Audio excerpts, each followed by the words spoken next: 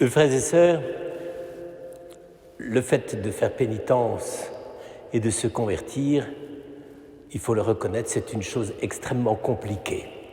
D'abord parce que ça ne nous est pas familier.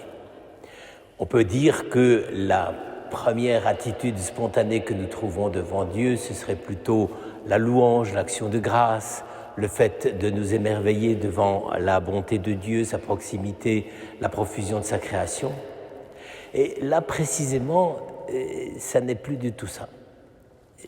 On ne s'émerveille pas nécessairement devant la création, en tout cas devant la créature humaine, puisque précisément, on est en train de la voir dans ce qu'elle a de plus compliqué, de plus retors et de plus secret. Et c'est pourquoi, évidemment, je comprends que dans une perspective un peu, disons, pédagogique, la liturgie est voulu nous donner d'abord des thèmes qui nous décrivent le comportement pénitentiel de l'Ancien Testament, c'est-à-dire ces grands rassemblements dans le parvis du temple où les prêtres exhortaient les Israélites à reconnaître leurs péchés, à demander pardon, etc., à faire de grandes liturgies dont le sommet est, vous le savez, la liturgie de Yom Kippour. Et puis, Jésus qui dit, bon, attention, c'est pas aussi simple que ça. La pénitence, c'est pas simplement l'organisation de grandes liturgies. En fait, la pénitence, c'est aussi le fait de ne rien manifester, de ne rien montrer et de vivre tout cela sur le mode de l'intériorité. Comme si la reconnaissance du péché devait nous faire passer d'une sorte de démarche extérieure et extériorisante à une sorte d'intériorité dans laquelle, j'allais dire, de toute façon, nous n'avons pas grande prise. Il faut bien reconnaître que comment se passe le péché en nous, on ne sait pas trop. Et surtout la conversion du péché. Alors, c'est très intéressant d'abord de faire ce constat. Et deuxièmement, si je puis dire par la suite, n'est-ce pas, d'essayer d'écouter la lecture de l'apôtre Paul dans la deuxième épître aux Corinthiens, telle qu'elle nous a été proclamée tout à l'heure. Parce que là, manifestement, saint Paul ne part plus dans la direction des prescriptions pratiques pour faire pénitence. Je ne sais pas s'il devait plus ou moins considérer que la communauté des Corinthiens n'était pas très sensible ni très ostensible dans sa manière de faire pénitence. Il semble que c'était plutôt des bons vivants et que les indications pratiques pour la pénitence, ce n'était pas nécessairement ce qui leur plaisait le plus. Mais Paul, précisément, leur explique une chose qui est tout à fait extraordinaire et qui nous fait vraiment franchir un grand pas en avant dans la manière de reconnaître la nécessité de notre conversion. Et c'est le petit passage que nous avons lu, mais vous allez me dire, ça n'éclaircit pas grand-chose, mais écoutez bien. Nous sommes en ambassade pour le Christ. Donc là, j'allais dire, Paul parle absolument solennellement. On ne fait pas dans le détail, on va au fond des choses. Et c'est comme si Dieu exhortait par nous. Là, c'est encore plus audacieux, c'est que Paul dit, la parole que je vais vous dire maintenant, c'est pas simplement moi qui l'a dit, c'est Dieu, une parole de Dieu qu'il dit par moi pour que je vous l'adresse. Autrement dit, c'est rare qu'un auteur du Nouveau Testament assimile directement la parole de Dieu à ce qu'il dit. Et donc, ça veut dire qu'on est là devant un véritable nœud de l'intelligence de ce qui va être expliqué. Nous vous en supplions au nom du Christ, laissez-vous réconcilier par Dieu. Voilà le message que Paul adresse aux Corinthiens, la réconciliation. Mais une réconciliation qui n'est pas simplement comme dans l'Ancien Testament, les prêtres qui exhortent les fidèles rassemblés dans le temple à se mettre des cendres sur la tête et à se revêtir de sacs, ne parle rien de tout cela. Il faut actuellement se laisser réconcilier avec Dieu. Alors comment ? Alors là, c'est évidemment le sommet, et j'allais dire c'est la question la plus dramatique. Celui qui n'avait pas commis le péché, c'est le Christ, n'est-ce pas ? Il n'a pas connu le péché. Il l'a fait pécher pour nous, il l'a fait pécher et au singulier, afin qu'en lui, nous devenions justice de Dieu. Voilà ce qui est le cœur du problème. Vous savez, saint Paul a de temps en temps l'art et la manière de transformer tout ce qui peut paraître un certain nombre d'observances extrêmement compliquées en un seul mot, une seule phrase, une seule expression. Donc, celui qui était sans péché, là-dessus, pour Paul, il n'y a pas de doute, et il l'a bien expliqué comme ça aux Corinthiens. Dieu l'a fait pécher pour nous, afin qu'en lui, nous devenions justice de Dieu. Et voilà ce qui se passe. Et voilà la raison du carême. Alors vous allez me dire, mais ça ne vous éclaire pas beaucoup. Pourtant, vous allez voir, c'est quand même assez intéressant. D'abord, désolé pour les corrections du missel romain qu'on nous propose aujourd'hui, le mot péché est utilisé au singulier, pas au pluriel. Ce n'est pas celui qui n'avait pas de péché et est.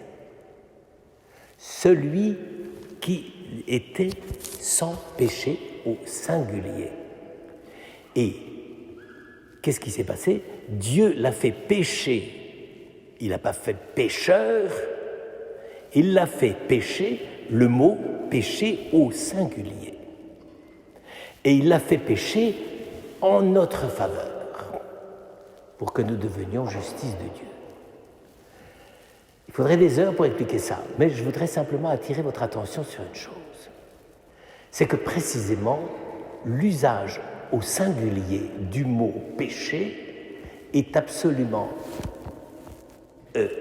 incontournable dans les textes de saint Paul. Et que ce n'est pas en le mettant au pluriel qu'on va le rendre plus prégnant. En fait, Dieu l'a fait pécher pour nous. Alors vous allez me dire, le péché c'est quoi ? C'est le diable. Précisément pas. Dieu l'a fait pécher pour nous, c'est-à-dire, en nous, il y a effectivement des péchés. C'est clair. Pas besoin de faire des examens de conscience d'une demi-heure pour s'en rendre compte. Mais Dieu l'a fait pécher pour nous, c'est-à-dire il a voulu rejoindre en nous ce qui est la racine et la cause de tous nos péchés. Vous allez me dire, mais où elle est ? On l'a jamais mis, on n'a jamais mis la main dessus, etc. Non.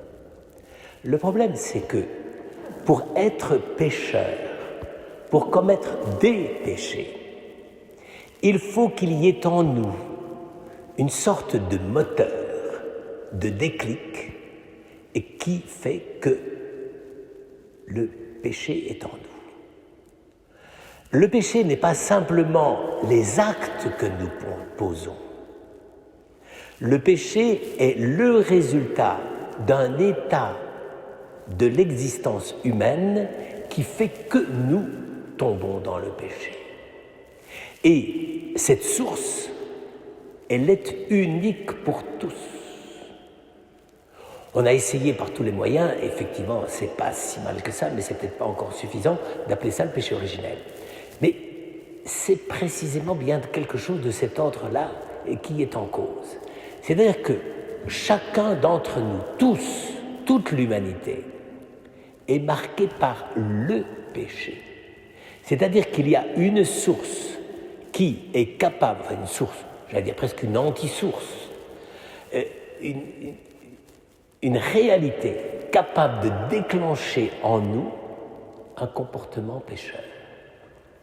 Et c'est pour ça que Paul ne dit pas « Dieu l'a fait pécheur pour nous ». C'est précisément une source qui n'était pas dans le Christ. Celui qui était sans le péché, ce péché-là. Celui qui avait tout en commun avec notre humanité, sauf la capacité de déclencher le péché.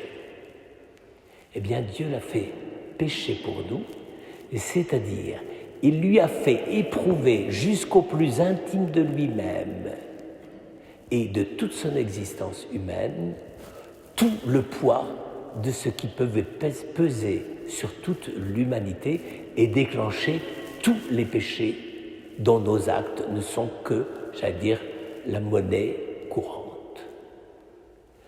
Alors, vous voyez, frères et sœurs, que l'enjeu du carême, c'est pas simplement de s'abstenir de cigarettes, de confiture ou de chocolat. Ça fait pas de mal. Mais le problème n'est pas là. Le problème, c'est qu'il y a au cœur même de l'humanité, qui se traduit dans l'existence de chaque homme, de chacun de nous, qu'on le veuille ou non, et qui est l'efficacité, le déclenchement par une puissance que Paul appelle le péché. Eh bien, Jésus a voulu aller connaître l'humanité jusqu'à la source de ce déclenchement du péché. Et c'est là que Paul comprend que quand Jésus est allé jusqu'à ce point-là de la source même du péché dans l'humanité, à ce moment-là, il a remplacé cette source par la justice de Dieu, c'est-à-dire par la grâce. Ça veut donc dire pour saint Paul, évidemment, j'allais dire, là, nous touchons quelque chose qui est très très difficile à comprendre, mais c'est quand même ça que Paul nous dit. Il nous dit, Jésus est allé jusqu'au foyer de la source et à la source de tout ce qui est péché. Mais apparemment, cela, il l'a substitué au fait qu'il est source de grâce. C'est un changement de régime, si je puis dire. C'est le fait que désormais, ce qui va faire le lien de toute l'humanité, ce n'est pas le fait que chacun d'entre nous commet des péchés sous le poids du péché, mais c'est le fait que chacun d'entre nous entre dans la justice de Dieu par le Christ Sauveur qui justifie et qui nous donne une nouvelle communion avec Dieu que nous avions perdue. Frères et sœurs, vous me direz, on ne s'en rend pas compte, on ne voit pas très très bien, etc. Et le péché continue à surabonder dans l'existence humaine, il n'y a rien qu'à voir ce qui se passe actuellement. Oui, c'est peut-être pas facile à comprendre, mais en tout cas, si on veut vraiment se convertir, il faut que ça se passe au niveau de notre cœur, là où surgit la puissance du péché pour nous rendre pécheurs. Et c'est précisément ça, le mystère de l'humanité du Christ, c'est qu'il est allé visiter l'homme et d'une certaine façon, chacun d'entre nous a cette racine secrète, incroyable, presque insaisissable. Il y fallait toute la sagesse divine pour aller déloger dans le cœur de chacun d'entre nous cette source du péché, cette source de notre vie et de notre existence pécheresse pour pouvoir effectivement nous faire vivre dans un régime nouveau. Le carême, c'est ça.